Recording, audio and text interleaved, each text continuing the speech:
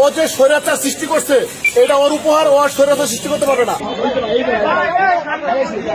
আসসালামু আলাইকুম। বাংলাদেশের রাজনীতিতে ইতিহাসের বাঁক বদলে ফেলা তুমুল বিতর্কিত এবং একই সঙ্গে নিঃসন্দেহে ঐতিহাসিক একটা নির্বাচন, 2018 সালের নির্বাচনের কথা বলছি। সেই নির্বাচনটি যার অধীনে অনুষ্ঠিত হয়েছিল আনুষ্ঠানিকভাবে, সাবেক প্রধান নির্বাচন কমিশনার একেএম নুরুল হুদাকে আটক করা হয়েছে।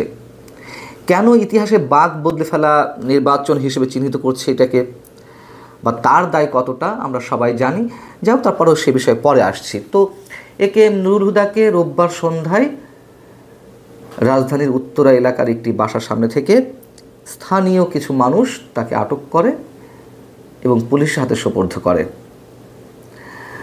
তার মানে তিনি অনেকখানি নজরদারিতে ছিলেন প্রশাসন কিংবা সরকারের। তার কারণ রোববার সকালেই বিএনপির পক্ষ থেকে সাবেক 3 প্রধান নির্বাচন কমিশনার, 2014 নির্বাচনটি যার অধীনে অনুষ্ঠিত হয়েছিল কাজী রকিবউদ্দিন আহমেদ, একেএম নুরুল হুদা, এবং 2018 যে আরও একটি সুন্দর নির্বাচন অনুষ্ঠিত হলো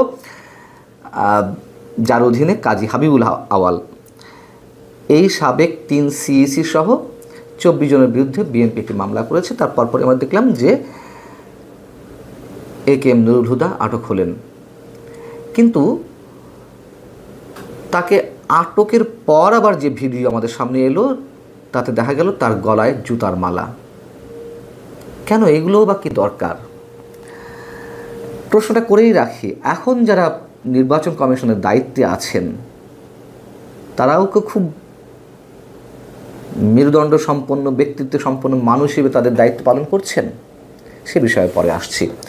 তার আগে একটা গল্প বলি। গল্প ঠিক নয়, যখন কাজী হাবিবুল আওয়াল কমিশন গঠন হবে তার আগে যখন সার্চ কমিটি গঠন করা হলো 2024 তুমুল বিতর্কিত নির্বাচনের ঠিক বছরখানিক আগে, তখন গণমাধ্যমে বা আমাদের সাংবাদিকদের মধ্যে একটা আলোচনা বেশ চাউর হয়েছিল যে এই যে লজ্জাজনক একটা প্রতিষ্ঠানে পরিণত হয়েছে নির্বাচন কমিশন, একটা ভঙ্গুর অস্তিত্বহীন একটা কমিশন, সেই কমিশনের প্রধান কর্তা ব্যক্তি হওয়ার মতন মেরুদণ্ড সম্পন্ন বা ব্যক্তিত্ব সম্পন্ন কোনো ব্যক্তিকে খুঁজে পাওয়া যাবে? যোগ্য ব্যক্তি অবশ্যই আছে, কিন্তু কেউ এই পদটা নেওয়ার জন্য এগিয়ে আসবেন কিনা বা দায়িত্ব গ্রহণ করবেন কিনা, আমরা অনেকেই কনফিউজড ছিলাম যে কোনো ভালো আদর্শবান ব্যক্তি অন্তত এই কমিশনের প্রধান হিসেবে আসতে চাইবেন না। কিন্তু বাস্তবতা হচ্ছে আমরা দেখলাম যে অনেক যোগ্য আদর্শবান ব্যক্তিরও অভাব ছিল না এই পদে আসার জন্য। আমার সঙ্গে ব্যক্তিগত আলাপচারিতায় অনেক যোগ্য ব্যক্তি, যাদেরকে আমরা কল্পনায় আনতে পারি না যে এই ধরনের পদের জন্য লালায়িত, আকারে ইঙ্গিতে বুঝিয়ে দিতে চাচ্ছিলেন যে তিনি বা তারা এই পদটির অফার যদি পান তাহলে দায়িত্ব নিতে রাজি আছেন।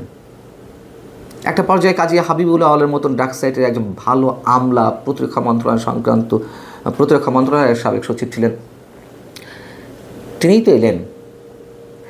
এই কথাগুলো এই কারণে বলছি যে বর্তমানে যেই প্রধান নির্বাচন কমিশনার এম নাসিরউদ্দিন সাহেব, তিনিও কি তার সাংবিধানিক দায়িত্ব ঠিকঠাক মতন পালন করছেন অথবা পালন করতে পারবেন? তিনিও কি সরকারের তল্পিবাহক হবেন না? আমরা তার আচরণে, আকারে, ইঙ্গিতে যতটুকু বুঝতে পারছি, এই যে সাবেক 3 প্রধান নির্বাচন কমিশনার, তাদের পথেই কি তিনি হাঁটছেন না? হাঁটছেন, আমরা এখনই তেমনটাই মনে করছি। এই জন্যই বললাম কথাটা যে জুতার মালা পরানো হয়েছে একেএম নুরুল হুদাকে। যারা আছেন তারা কি এর থেকে কোনো শিক্ষা নেবেন? মনে হয় না। এবার একটু বলি যে ইতিহাসে বাঁক বদলে ফেলা নির্বাচন কেন বলা হয় 2018 সালের নির্বাচনটি। আওয়ামী লীগের অনেক নেতাকর্মী তারা বলে থাকেন যে তাদের দলের কবর রচনা হয়ে গেছে 2018 সালের নির্বাচনের মধ্য দিয়েই। তার কারণ 2018 সালের নির্বাচনেও বিএনপি যেতে চাইছিল না, তত্ত্বাবধায়ক সরকার ছাড়া বা আওয়ামী লীগ সরকারের অধীনে নির্বাচনটি তারা বয়কট করতে চাচ্ছিল। যখন ডক্টর কামাল হোসেনের নেতৃত্বে ঐক্যমঞ্চ গঠিত হলো, যার মধ্যে মূলত ছিল বিএনপি, ডক্টর কামাল হোসেন বৈঠক করে এলেন শেখ হাসিনার সঙ্গে। শেখ হাসিনা প্রতিশ্রুতি দিলেন যে আমি বঙ্গবন্ধুর মেয়ে, আমার উপর আস্থা রাখতে পারেন, সেই কথাটি কোট আনকোট তুলে ধরেছিলেন সংবাদ সম্মেলনে ডক্টর কামাল হোসেন। কিন্তু শেখ হাসিনা বঙ্গবন্ধুর মেয়ে হিসেবে কতটা যোগ্যতার পরিচয় দিয়েছেন সেটা আমরা দেখেছি। দেখুন, অনেকে মনে করেন বা অনেকে বলেন যে 2018 সালের নির্বাচনটি যেভাবে হয়েছে, দিনের ভোট রাতে হয়েছে, আগের রাতেই হয়ে গেছে, তার একটা ভিডিও ফুটেজ নেই কেন? এত বড় একটি নির্বাচন সারা দেশব্যাপী অনুষ্ঠিত হয়েছে, তার আগের রাতেই যদি পুরো দেশের ব্যালট বাক্স ব্যালট পেপারে ভরে একেবারে ভরে ফেলা হয়, একটা ভিডিও ফুটেজ নেই কেন? আমি এই কথাটাকে সমর্থন করি। কিন্তু বাস্তবতা হচ্ছে এই যে দিনের ভোট তো রাতে হয়েছিল, আমরা নিজেরা সাক্ষী। কীভাবে সিল মারা হচ্ছিল, কীভাবে চোখ বন্ধ করে ব্যালট বাক্স ভর্তি করা হচ্ছিল, নৌকার পক্ষে সিল মারা হচ্ছিল, এগুলো কেউ অস্বীকার করতে পারবেন না। হয়তো ফর্মালি কোনো আলোচনায় এসে কেউ অস্বীকার করতে পারেন, কিন্তু ব্যক্তিগত জায়গা থেকে বুকে হাত দিয়ে কেউ অস্বীকার করতে পারবেন না। এবং সেই নির্বাচনে কি দেখা গেল, বঙ্গবন্ধুর কন্যা কতটাই নিরপেক্ষ নির্বাচন করেছেন, বিএনপির মতো দল ওই সময় 5টি আসন পেল বা 5টি আসন দেওয়া হলো। এবং সত্যি সত্যিই ওই নির্বাচনের মাধ্যমেই রাজনীতির বাঁক বদলে গেল। আওয়ামী লীগ তার নিজের কবর রচনা করলো এবং সারা বিশ্বে কীভাবে নিন্দিত হলো, দেশের মানুষের মাঝেও আওয়ামী লীগ যথেষ্ট ঘৃণিত হয়েছিল।